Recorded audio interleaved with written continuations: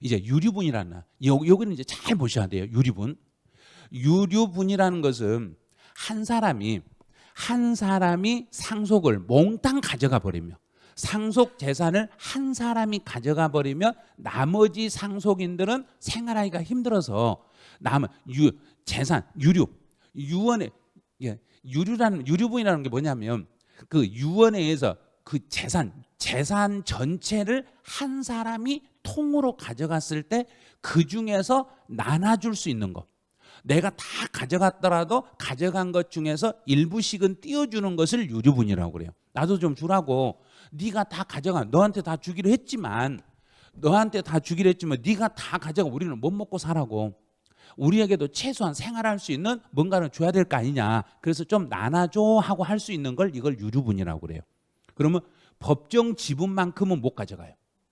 법정 지분은 예를 들어 상속인 우리 자녀들이라면 자기 지분 1이거든요. 일씩 지분이 있는데 그 지분 전체를 가져가는 게 아니라 그중에 일부만 유류분으로 청구할 수 있어요. 내 거 달라갈 수 있어요. 자, 상속인이 최소한도로 받을 수 있는 상속분을 법으로 정하고 있는데 이걸 유류분이라고 그래요. 그런데 이번에 이제 법이 바뀌어가지고 이 사람은 이제 안 돼. 자, 예전에는 형제 자매도 됐어. 형제 자매도 유류분 신청이 되는데 이제는 형제 자매는 유류분 택도 없어. 왜냐하면 아니 우리 부모님이 재산을 만드는데 그 부모님의 형제 자매가 공로가 뭐가 있냐 이거예요. 공로가 없다고 보고 이제는 형제 자매는 유류분에서 이혼 법률 판결로 제기할 수 없게 됐어요. 형제 자매는 절대 안 돼. 그럼 누구만 되냐면 직계 존속과 직계 비속과 배우자만 돼. 자, 배우자와 부모와 자녀는 돼. 배우자와 부모와 자녀는 유류분 청구할 수 있는데 그런데 유류분 청구할 수 있는데 형제 자매는 아예 안 돼요. 형제 자매 안 돼. 그다음에 또 있어. 또 우리 그 연예인 누구 구 모 씨 사망하시고 그의 모친께서 그 어렸을 때 애를 팽 했다가 나중에 사망하고 나니까 나도 주라. 나도 그 사람의 엄마다. 나도 나눠주라. 그래서 문제 생긴 게 있죠. 구 모 씨 법. 그것 때문에 이걸 자녀를 내팽개치고 그리고 완전히 자녀를 내팽개친 사람에게는 그때는 상속 재산을 안 나눠줄 수 있는 법을 만들었어. 그래서 올해 9월 달에 만들었어. 올 연말까지 이 법을 만들어야 돼. 그걸 헌법 불합치 판결을 하겠는데 헌법에 규정이 없으니까 그걸 법으로 만들어야겠는데 이미 만들었어요. 이미 만들어놨어요. 만들었기 때문에 이제 그 내용을 이제 하나씩 여기 설명을 해드릴 거예요. 자, 유류분 제도는 어디까지만 되냐면 모든 상속인에게 다 되는 게 아니라 자, 2순위인 직계 존속까지만 인정이 돼요. 직계 존속까지만. 그럼 이제 1순위는 직계 비속이에요. 자, 상속을 받을 때 이 내용이 지금 상속을 받을 때 1순위는 예를 들어 볼게요. 자, 그러면 이제 혹시 잘못 알고 있는 걸 좀 바꿔야 되니까. 자, 제가 이제 결혼을 했어. 결혼했는데 불의의 사고로 사망했다. 자, 결혼해 가지고 제가 배우자도 있고 제 자녀도 있어. 내 배우자도 있고 내 자녀도 있어. 그러면 배우자 자녀를 두고 사망하신 분의 재산은 이제 상속의 제 1순위는 누구겠는가? 다 배우자라고 생각해. 그래서 잘못 알고 있는 게 이렇게 많다는 이야기예요. 배우자 아니에요. 배우자 아니라 자녀예요. 자녀가 1순위예요. 자녀가 1순위고 배우자는 자녀하고 동순위만 돼. 배우자는 상속을 받을 때 배우자는 목소리 내시면 안 돼요. 무조건 가만히 있으셔야 돼. 가만히 있어야 돼. 가만히 있으면 챙겨줘. 자녀보다 0.5를 더 챙겨줘. 더 많이 챙겨주니까 절대 나서면 안 돼. 배우자가 나서면 안 돼요. 자, 그럼 이제 일단 배우자가 있고 자녀가 있으면 자녀가 1순위고 자녀 옆에 배우자가 나란히 서. 배우자는 그냥 가만히 쓰는 거예요. 자녀 있으면 자녀가 1 그러면 배우자는 그래 나는 자녀 옆에 딱 쓰는데 서 있으면 배우자에게는 1.5를 줘. 자녀들에게는 1만 줘. 그런데 배우자에게는 1.5를 주니까 배우자가 조금 더 가져가니까 배우자가 1순위인 걸로 착각을 해. 배우자 1순위 아니에요. 자, 여기 직계 비속이 1순위예요. 자녀가 1순위예요. 그런데 제가 이제 결혼했어. 자, 결혼했어. 근데 아직 자녀가 없어. 아직 자녀가 없는 상태에서 만약에 남편이 죽어버렸다. 그러면 그때는 이제 시부모가 있어. 시부모가 있고 배우자가 있으면 자녀는 없어요. 자녀는 없고 배우자하고 시부모가 있으면 그때 1순위는 누구겠는가요? 또 배우자를 하겠죠. 배우자는 가만히 있으라니까요. 배우자는 절대 목소리 내지 마시라니까. 배우자는 1순위가 아니에요. 시부모가 직계 존속이. 그 다음에 직계 존속이요. 직계 존속이 1순위가 되는데 직계 존속이 일식을 부가 일식 가져가고 그 옆에 배우자가 쓰면 배우자에게는 1.5를 챙겨줘. 그래서 배우자는 언제나 순위에 들어가지 않아요. 순위에 들어가지 않는데 1순위는 자녀들, 그리고 자녀가 있으면 배우자 나란히. 1순위 자녀가 없으면 부모가 있는데 부모가 이제 시부모가 있으면 시부모가 딱 있으면 그 배우자는 나란히 쓰는데 조금 더 쳐줘. 0.5를 더 쳐줘요. 그다음에 이제 직계 비속이나 직계 존속이 없어. 그러면 결혼을 했는데 직계 자녀도 없고 부모님도 아무도 안 계셔. 시부모 아무도 안 계셔. 그러면 그때는 배우자가 전체. 그때만 배우자가 전체 가져가는 거예요. 근데 배우자도 없고 내가 결혼 안 했어. 결혼 안 했으니까 자녀도 없겠죠. 그런데 부모님도 이미 사망하셨어. 그러면 마지막으로 누가 가져가냐면 형제 자매가 가져가. 그때는 형제 자매가 가져가는데 유류분은 이 사람은 청구할 수 없어. 유류분 안 돼. 여기는 형제 자매는 유류분 청구가 절대 안 돼요. 근데 유류분 청구는 만약에 이 자녀가 엄마 뱃속에 아기가 있어. 엄마 뱃속에 아기가 있으면 그 아기는 유류분 청구하겠는가 못 하겠는가? 뱃속에서 어떻게 해요? 뱃속에 있는데 할 수 있어요. 할 수 있어요. 뱃속에 있는 자녀도 자녀니까. 뱃속에 있는 자녀가 만약에 결혼해가지고 뱃속에 아기가 있으면 아기가 1순위야. 뱃속에는 아기가 1순위야. 그리고 엄마가 아기하고 동순위야. 근데 시부모한테 가는 게 아니라 뱃속에 아기한테 와. 그럼 어떻게든지 시부모는 그 아기를 태어나게 만들어야 된가요? 못 태어나게 만들어야 된가? 못 태어나게. 그러죠. 못 태어나게 만들려니까 그 며느리는 그 집에서 같이 살고 있어야 돼. 얼른 나가버려야 된가요? 나가죠. 나가서 나중에 애 태어나면 애 손잡고 목에 힘 빡빡이 들고 문 열고 들어오죠. 드라마에서 맨날 그랬잖아요. 그게 바로 요거 때문에 그래요. 안 그러면 시부모가 애를 사산시켜버리면 애가 유산돼 버리면 애가 없어졌잖아요. 없어졌으니까 그때는 시부모가 1순위가 돼버린 거예요. 예. 그래서요. 태아도 유류분을 인정받습니다. 그래요. 태아도 1순위가 되니까 태아도 유류분을 인정받을 수 있어요. 자, 그럼 이제 여기서 이제 교재에 없는 내용을 몇 가지 좀 보여드릴게요. 6페이지에 보시면 이제 유류분제도 이혼 법률 심판해가지고 요 내용이 나왔어요. 자, 이제 요 내용을 상담하실 때 엄청 많이 쓰셔야 돼. 이제 이게 바뀌었으니까 바뀐 규정을 잘 모르고 계시면 안 돼요. 자, 형제 자매는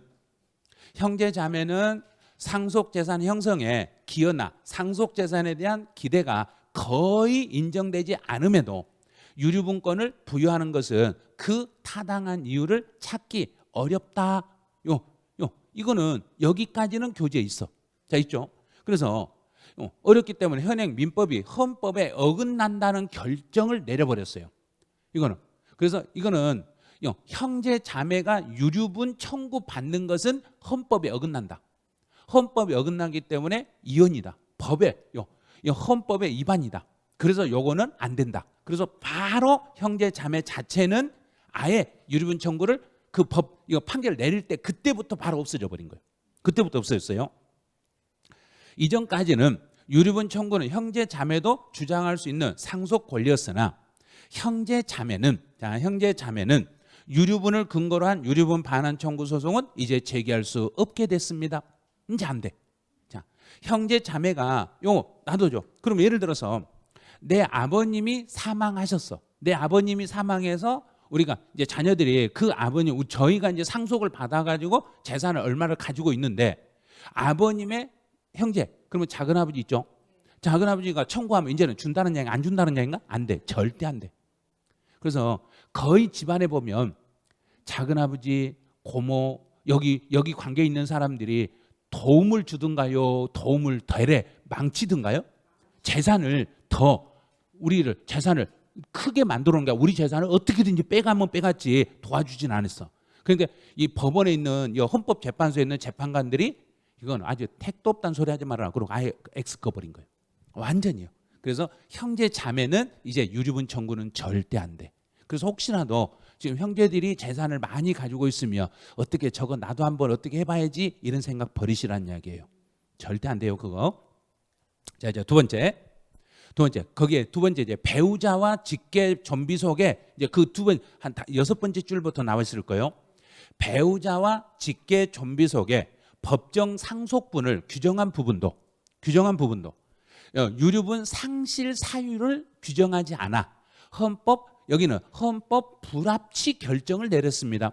이건 뭐냐면 이제 법에서 유류분 하면 배우자는 1.5를 가져가고 자녀는 1을 가져가는데 이거 부모가 자녀를 내팽개쳐 가지고 돌보지도 않은 사람에게도 그냥 상속을 해준다는 거 이건 이치에 맞지 않다. 이건 이치에 맞지 않다. 그래서 이 부분요. 부모를 장기간 유기하거나 자 여기서는 부모를 장기간 유기하거나 정신적, 신체적으로 학대하는 등 이제 폐륜적인 행위를 일삼는 상속인은 유류분을 인정하는 것은 일반 국민의 법 감정과 상식에 반한다고 할 것이므로 이 사람들은 아예 법에서 이 사람들은 상속을 못하게 막아버려라. 이거 말이 안 된다. 이렇게 폐륜적인 행위를 한 사람까지도 상속을 해준다는 것은 일반 상식에 어긋난다. 헌법재판관들이 이렇게 말하는 거예요. 이렇게 말했어. 그리고 유류분 상실 사유를 별도로 규정하지 않는 민법에 대해서도 재판관 전원일치 의견으로 헌법 불합치라고 판단해 버렸어요. 법에 어긋나니까 민법 너희들 규정이 없어가지고 이거 헌법에 어긋나니까 민법을 개정해라. 개정 시한을 2025년 12월 31일 내에 개정해라. 그래서 이번 연도 말까지 개정해라 하고 한시적으로 시간을 줬어. 그럼 한시적으로 시간을 줬는데 이제 그 한시적으로요. 2025년 12월 31일을 시한으로 국회가 법을 개정해라. 이렇게 했어. 그런데 개정하라고 하니까 국회에서는 이제 시간 안에 개정을 해야죠. 이미 개정했어. 자, 이미 개정이 됐어 이제. 자, 어떻게 됐냐면 2024년 9월 20일 날 이제 이게 신설이 됐어. 그런데 이 내용은 교재가 나온 다음에 이게 신설이 돼가지고 이 교재에 안 들어있어. 자, 지금부터 이제 설명을 해드릴 거예요. 자, 피상속인은 사망자는 상속인이 될 사람이 피상속인의 직계 존속으로서 그러면 이제 사망자가 부모란 이야기인가 사망자가 자녀란 이야기인가? 자녀. 이게 구하라법이에요. 그게 자녀가 사망하고 부모가 자녀를 내팽개쳐 놓고 상속을 받으려고 하지 말아라. 요거예요 지금. 자, 그럼 상속인이 될 사람이 그럼 부모가 직계 존속이 직계 비속이 사망해가지고 직계 존속으로서 다음 어느 하나에 해당하는 경우에는 유언으로 상속권 상실 의사를 표시할 수 있다. 자, 이건 뭐냐면 만약에 이제 제가 재산이 한 1,000억이 돼. 그런데 제가 이제 뭐 안 좋은 병이 걸렸어. 그래가지고 제가 금방 죽으려고 그래. 그런데 내 부모가 어렸을 때 나를 버렸네. 나를 돌보지도 않았네. 그러면 내가 죽으면 이 1,000억이라는 걸 내가 죽으면 내가 결혼도 안 했잖아 아직. 내가 결혼 안 했으니까 내 부모는 내 엄마는 지금 살아있어. 그런데 나를 안 돌보고 나가버렸어. 그런데 내 이 재산 전체를 엄마가 가져갈 수 있어. 엄마하고 아빠가 있으면 두 분만 있으면 둘이 일식을 가져가. 반반 가져가. 1,000억의 반절이니까 500억을 가져가. 나를 그렇게 내팽개쳐 놓고 500을 아서 달라고 손 벌리고 있어. 그러면 제가 죽기 전에 유언으로 내 재산 이 1,000억은 절대 내 모친에게는 주지 말아라 하고 유언할 수 있어. 유언을 해버리면 돼. 유언을 해버리면 그걸로 끝. 그 전에는 그게 안 통했어. 그게 안 통하고 유언을 해도 그 모친은 유류분 청구할 수 있었어. 그런데 이제는 유류분 청구도 못하게 막아버리는 거예요. 아예 못하게 막아버려. 한 푼도 안 주게 유언해버릴 수 있어요. 그래서 유언으로 상속권 상실의 의사를 표시할 수 있어. 근데 죽기 전에 반드시 유언을 해버려야 돼. 유언장을 작성해 놓으셔야 돼. 그런데 모르고 유언장 작성 안 하고 죽어버렸네. 그럼 골치 아프죠. 유언장을 작성 안 하고 사망했을 때는, 자, 이 경우에 유언 집행자는 가정법원이 그 사람의 상속권 상실을 청구하여야 한다, 이렇게 돼 있어. 할 수 있다가 아니라 그 사람의 이렇게 유언으로 이 사람에게는 상속을 해주지 말아라. 그럼 법원에서는 반드시 그렇게 막아버리라는 이야기예요. 할 수 있다가 아니라 청구하여야 한다. 상속권 상실을 청구하여야 한다. 그랬으니까 이 사람에게는 상속을 아예 한 푼도 주지 말아라 하고 딱 잘라버린 거예요. 자, 그럼 어떤 사람이죠? 피상속인에 대한 부양 의무. 사망자가 자녀였는데 어렸을 때부터 미성년자에 대한 부양 의무를 한정합니다. 어렸을 때부터 내팽개쳤을 때는 절대 안 된다는 이야기예요. 이건 너무하다는 이야기예요. 너무 과학화다는 이야기죠, 이거는요. 그래서 피상속인에 대한 부양 의무를 중대하게 위반했을 때, 그 말은 자녀를 미성년자인 상태로 자녀를 내팽개쳤을 때는 그 자녀가 사망할 때 상속권 상실을 유언으로 남겨버리면 반드시 그 부모는 상속을 못 받게 막아버리라 이거예요. 그럼 막아버리라 이거예요. 요거는 이게 법의 신설 완전 민법 규정이 1004조. 자, 왜 1004인지 알죠? 왜 1004인가요? 죽었으니까 상속이 그래서 1004조예요. 참 신기하죠. 우연의 일치로 1004조가 됐는데 상속이 1004조에 규정이 돼 있어요. 상속이. 그래서 이거를 예전에 제가 2호선 전철을 타고 가는데 신도림에서 이제 강남 쪽으로 이렇게 전철을 쭉 타고 가는데 백발인 아주 어르신이 있었어요. 아주 어르신, 한 60, 70 넘으신 것 같아요. 넘으셨는데 어떤 여학생이 이 민법 대백과 사전을 이렇게 두꺼운 걸 한 2,000페이지, 3,000페이지 넘는 이 사전을 이렇게 들고 그 전철을 타고 이렇게 가는데 그 어르신이 그 학생을 부르더라고요. 학생 잠깐만 그러더라고요. 그런데 뭘 물어보냐면 혹시 그 상속에 대해서 요 민법 여기 몇 조에 있는지 그거 아시는가 그러더라고요. 그래서 그 여학생이 하는 이야기가 죽어버렸으니까 1004조겠죠 그러더라고요. 공부를 하는 학생이더라고요. 그래서 웃으면서 상속은 1004조 쪽에 규정이 돼 있어요 그러더라고요. 그래서 오, 학생 공부 좀 했네 그러더라고요. 어르신도 법하고 관계 있는 일 하셨던 것 같아요. 그래서 그 큰 법전을 보면서 한번 이야기를 하시더라고요. 그래서 저도 이제 궁금해서 집에 와서 민법을 이렇게 조항을 한번 봤더니 진짜 1004조가 들어있는 거예요. 그래서 이 사망하고 관계된 건 거의 대부분 1004조 쪽에가 거의 대부분 다 들어있어요. 그래서 혹시나 나중에 상속하고 관계된 민법을 보고 싶으면 민법 1004조 쪽을 확인하시면 아마 나와 있을 거예요. 자, 그러면 미성년자에 대한 부양 의무를 중대하게 위반했을 때는 그 사망자가 내가 죽으면서 내 재산을 내가 어렸을 때 나를 버린 부모에게는 상속을 해주지 말아라 하고 유언장을 작성해 놓으면 반드시 이 사람은 유류분 청구도 불가능해. 아예 안 돼요. 그럼 이제 이 내용이 무슨 뜻이냐면 신설된 상속권 상실 제도는 모든 상속인에 대한 상속권 상실을 규정하는 것은 아니고 자, 자녀의 사망으로 그 자녀의 사망으로 인한 부모가 상속인이 되는 경우에만 적용합니다.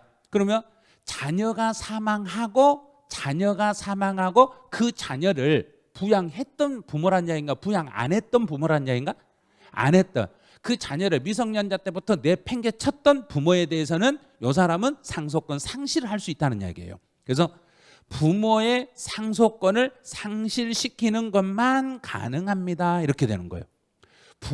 그러면 부모가 사망했을 때 내 재산을 내 자녀 중에 이 자녀에게는 주지 말아라. 걔 망나니 같은 자녀에게는 주지 말아라. 이건 되는가 안 되는가? 안 돼. 자녀는 받을 수 있어. 그런데 부모는 안 된다는 이야기예요. 아직까지. 그런데 이게 헌법에서는 분명히 헌법 재판관들은 폐륜 자녀에게도 주지 말아라. 그것도 규정해라. 그랬는데 폐륜까지는 안 갔어요. 부모 구하라법 때문에 그 부모만 그렇게 처벌하는 거지 자녀는. 그럼 우리는 그래서 부모에게 잘 안 해도 상속은 받을 수 있는 거 없는가요? 있어요. 우리는 받을 수 있어. 그런데 만약에 내가 내 자녀를 내팽개쳤을 때는 잘못하면 내가 받을 수 있는 거 없는가요? 없어요. 조심하셔야 돼. 그러니까 자녀는 특히 미성년자인 자녀는 절대 내팽개치면 안 돼요. 그거 안 돼요. 자, 이제 두 번째, 피상속인 또는 배우자나 피상속인의 직계 비속에게. 자, 피상속인 그러면 사망자 이 말이죠. 자, 자녀가 사망을 했어요. 자녀가 사망자 또는 그 배우자, 그러면 사망한 사람의 배우자, 또 그 사망자의 직계 비속. 그러면 여기 세 개 줘요. 자, 예를 들어서 사망했던 나의 배우자 또는 나의 자녀, 그러면 손자까지. 자, 여기까지 내 배우자, 내 자녀 여기에게 중대한 범죄 행위를 하거나 그 밖에 심히 부당한 대우를 한 사람. 그러면 내가 이제 어렸을 때 나를 내팽개친 부모가 나만이 아니고 내 배우자나 내 자녀에게도 못된 짓을 하면 내가 죽으면서 그 부모에게는 상속을 못 받게, 상속 박탈, 상실을 유언해버리면 그 부모는 못 받는다는 이야기예요. 이거 안 된다는 이야기예요. 그래서 직계 존속이 내 부모가 나와 내 배우자와 내 자녀에게까지 나쁜 짓 하면, 나한테만 나쁜 짓 한 게 아니라 내 자녀와 내 배우자에게 못된 짓 하면 내가 죽으면서 내 부모에게 상속권 박탈을 할 수 있도록 청구해버릴 수 있어요. 유언장을 작성해버릴 수 있다는 이야기예요. 이게요. 그다음 이제 상속인 결격 사유 해가지고 이렇게 쭉 나오는데, 다음에 해당되는 사람은 상속인이 되지 못해요. 이렇게 돼 있어. 이게 민법 규정이 돼 있어요. 이 사람은 상속인 결격 사유예요. 어떤 사람은 상속을 못 받냐면 고의로 직계 존속이나 피상속인 그 배우자 상속인의 선수인자 뭐 하려고 했는가? 살해하거나 살해하려는 자. 나쁜 짓 했던 게 살해해버리거나 살해하려고 한 사람은, 이 사람은 절대 상속인이 될 수 없어요. 이건 안 돼요. 그럼 혹시라도 이제 살해해서 나올 건데 뱃속에 있는 아기를 낙태했을 때는 상속인이 될 수 있겠는가 없겠는가요? 왜 망설이신가요? 낙태 살인이에요. 살인이기 때문에 만약에 며느리가 뱃속에 있는 아기를 낙태했다, 그럼 며느리는 상속권 박탈돼요. 상속을 못 받아요. 아예 못 받아요. 상속 받고 싶으시면 뱃속에 있는 아기가 안전하게 태어나셔야, 살아서 태어나셔야 돼. 그렇지 않으면 상속을 못 받아요. 만약에 혹시라도 낙태해버리면 큰일 나요. 그래버리면 상속권 박탈이 돼버린다는 거. 그 다음에 고의로 상해를 가하거나 사망에 이르게 한 자, 또는 유언의 철회를 방해한 자, 또는 사기 또는 강박으로 유언을 하게 한 자. 이제 사망하신 분을 협박해가지고 유언장을 작성하게 한 자, 이 사람도 상속인에서 박탈돼요. 그 다음에 유언서를 위조하거나 변조, 파기 또는 은닉한 자, 이 사람도 상속인이 될 수가 없습니다. 그래요.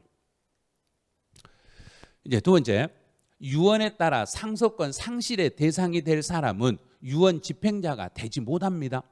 이 말은 뭐냐면 유언에 따라 상속권 상실, 내 부모를 이 사람에게는 상속을 하지 말아라고 해버리면 그 사람은 유언 집행자가 되지 못한다. 이 말은 그 유언에 의해서 상속을 받은 사람에 들어올 수 없다는 이야기예요. 그 사람은 절대 못 들어가요. 그럼 이제 유언이 없었던 것으로 공동 상속인은 피상속인의 직계 존속으로서 다음에 사유가 있는 사람이 상속인이 되었음을 안 날로부터 6개월 이내. 그럼 이건 뭐냐면 이제 사망자가 유언을 안 했더라도, 유언 안 했으면 예를 들어서 미성년자 때 자녀를 돌보지 않는 부모일지라도 상속은 받을 수 있겠죠. 유언장이 없으면 받을 수 있어. 그런데 그 받을 수 있는 공동 상속인들이 저 사람은 지금 사망한 저 애를 어렸을 때부터 내팽개쳐가지고 이 사람은 상속받을 자격이 없으니까 그 사람들이 청구해가지고 박탈시켜버릴 수도 있어요. 상속인들이. 이 내용이에요. 상속인이 예를 들어서 유언이 없었던 경우 공동 상속인은 피상속인의 직계 존속으로서 다음 사유에, 그러면 사망자의 부모 중에 다음에 해당하는 사람이 상속인 속에 들어있으면 그 사람은 상속권 상실을 청구할 수 있습니다. 몇 개월 안에 하라는 이야기인가? 6개월 안에. 6개월 안에 상속인들이 힘을 모아서 이 사람은 상속받을 자격이 없으니까 이 사람은 빼주라. 그러면 이 이유가 맞아야 돼. 피상속인에 대한 부양 의무를 중대하기만 했을 때 그 중대한 의무는 언제 한다 그랬는가? 미성년자. 미성년자에 대한 부양 의무를 중대하게. 그럼 미성년자 때 내팽개 쳤으면 그 부모는 상속권, 그 사망자가 유언장을 작성 안 했더라도 공동 상속인들이 그 사람을 상속 못 받게 막아버릴 수도 있다는 이야기예요. 또 두 번째로 피상속인에게 중대한 범죄 행위를 하거나 그밖에 심한 대우를 한, 그럼 똑같은 내용이죠. 앞에 내용하고. 그러면 사망하신 분이 유언장을 작성을 하거나 상속인들이 6개월 안에 이 사람 상속 못 받게 법원에 청구해서 법원에서 못 받게 막아버리거나 두 가지가 있어요. 먼저 사망하신 분이 유언장을 작성해서 막아버린 방법이 있고 사망하신 분이 유언장을 작성 안 하면 상속인들이 6개월 안에 못 받게 막아버릴 수도 있고 두 가지 경우가 있어요. 그다음 이제 5번은 가정법원 입장에서는 이렇게 유언장 작성을 하거나 상속인들이 상속을 못 받게 청구서가 들어오면은 자, 종합적으로 고려하여 청구를 인용하거나 기각할 수 있다. 자, 인용하거나 기각할 수 있다는 이야기는 반드시 들어준다는 이야기인가? 안 들어줄 수도 있는가요? 이거 곤란하네. 그럼 상대방이 센 변호사를 써가지고 변론해버리면 상속을 받아갈 수도 있겠네. 야, 이거 이런 게 지금 이게 법이란 이야기예요. 그러니까 법은 민법 같은 경우는 어떤 경우에도 변호사들을 매개 살릴 수 있는 법 조항들이 있어요. 변호사가 변론을 잘하면 저 사람이 상속권 박탈 안 당할 수도 있다는 이야기예요. 이런 희한한 일이 있어요 지금. 이거를 그러니까 종합적으로 고려해가지고 가정법원에서는 종합적으로 고려해가지고 박탈할 건지 안 할 건지 결정하겠다는 이야기예요. 참 이게 이게 좀 이상하네요 이거. 자, 그런데 이제 뭔가 보죠. 가정법원에 부모의 상속권 상실 청구를 하더라도 반드시 인정된 것은 아닙니다. 이랬어요. 와, 이거 곤란하시네요. 법을 이렇게 만들어놨어요 지금.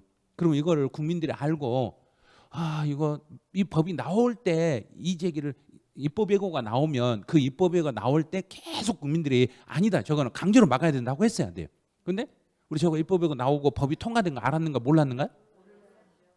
몰랐죠. 인제서 알았죠. 인제서 해요. 또 이제 6번 가보죠. 상속 개시 후에 상속권 상실 선고가 확정되면은 그 선고를 받은 사람은 이제 6 또 있어요. 상속이 개시된 때에 소급하여 상속권을 상실합니다. 그런데 뭔가가 또 숨어 있는 게 하나 더 있어요. 다만 이로써 해당 선고가 확정되기 전에 취득한 제3자의 권리를 해치지 못합니다. 이 말은 이제 법원에서 판결이 떨어지기 전에 그 부모가 상속 재산을 얼른 다른 사람에 팔아버리면 그 사갔던 사람한테 돌려받을지는 못한다. 그러면 그거 중간에 잽싸게 팔아버릴 수도 있다는 이야기예요. 팔았을 때 그것까지도 막을 방법은 없습니다. 지금 법이 이러고 있는 거예요. 그러니까 혹시라도 여기는 그런 분 안 계실 건데 미성년자 때 제 자녀를 내팽개친 부모님이 있다면 내 자녀가 재산 많은 내 자녀가 죽어버리면 잽싸게 가서 얼른 팔아버려야 된가? 좀 기다려줘야 된가? 잽싸게 팔아버려야죠. 예, 혹시 이제 그렇게 해서 재산을 챙기시면 돼. 법이 그렇게 생겼잖아요. 법이요. 법이 그렇게 생겼으니까 법대로 우리 이용해야 돼요. 이런 게요. 자녀가 사망한 때 그 부모는 상속인이 아닌 것이 됐는데 판결이 떨어지면 아닌 거예요. 그런데 상속인이 아니게 되므로 유류분 청구도 할 수 없게 됩니다. 이 말은 가정법원에서 판결이 나버리면 이제 상속인이 아니야. 근데 판결 나기 전에는 상속인이요. 그러니까 판결 나기 전에는 자녀 재산을 팔아버릴 수도 있어. 법이 이러고 저 법을 보면서 법을 왜 저렇게 만들었나? 예? 참 이제 그다음에 이제 봐요. 상속권이 상실이 확정되기 전에 취득한 제3자의 권리는 해치지 못합니다. 부모가 상속권 상실 선고 확정되기 전에 자녀의 상속인으로서 상속 재산을 제3자에게 매각했다면 매수인은 제3자의 소유권 취득을 막을 수는 없습니다. 이걸 딱 보면 국민들이 다 알아야 되거든요. 알아야 되는데 이런 걸 잘 몰라 지금. 그래서 상속권 상실을 청구하려는 사람은 그 전에 미리 보존 처분을 통해서 부모가 상속 재산을 처분하는 것을 막아놔야 됩니다. 못 팔게 이 재산을 누군가에게 팔지 못하게 딱 막아놔야 돼. 막아놔야 되는데 그걸 안 막아놨을 때 팔아버릴 수도 있다는 거. 팔아버렸을 때는 상속권 법원에서 판결 떨어지기 전에 팔아버렸을 때는 그거는 어쩔 수 없습니다 이 말이에요.